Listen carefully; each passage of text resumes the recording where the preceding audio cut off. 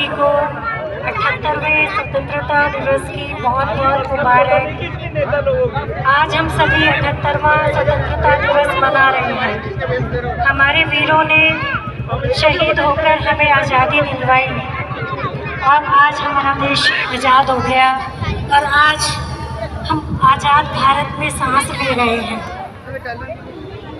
तो क्या हमें सच्ची आज़ादी मिली है? 77 वर्षों के बाद आप सोच कर देखिए, क्या हम सही अर्थों में आज़ाद हैं?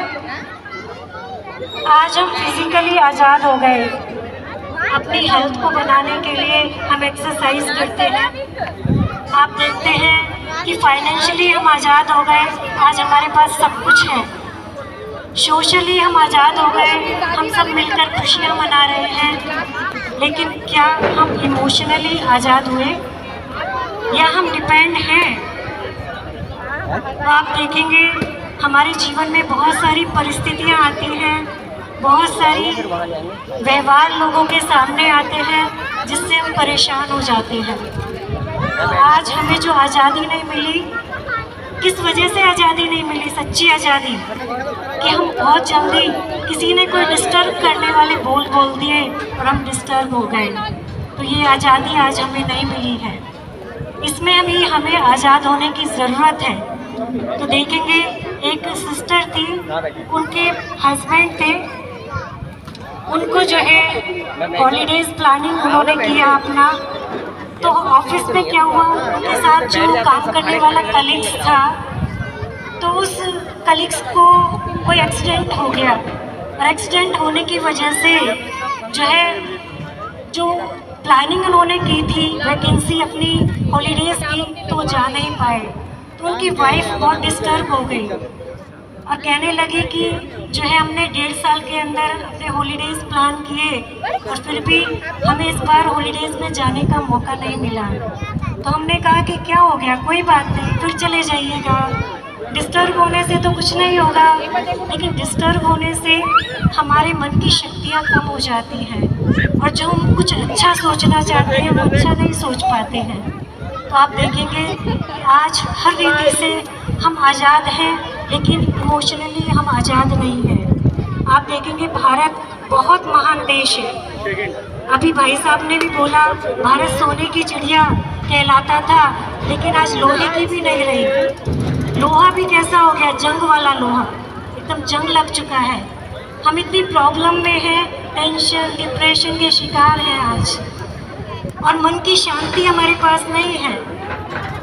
सब कुछ होते हुए भी खुशियाँ नहीं है, मन की शांति नहीं है। क्यों नहीं है हमारे पास खुशियाँ?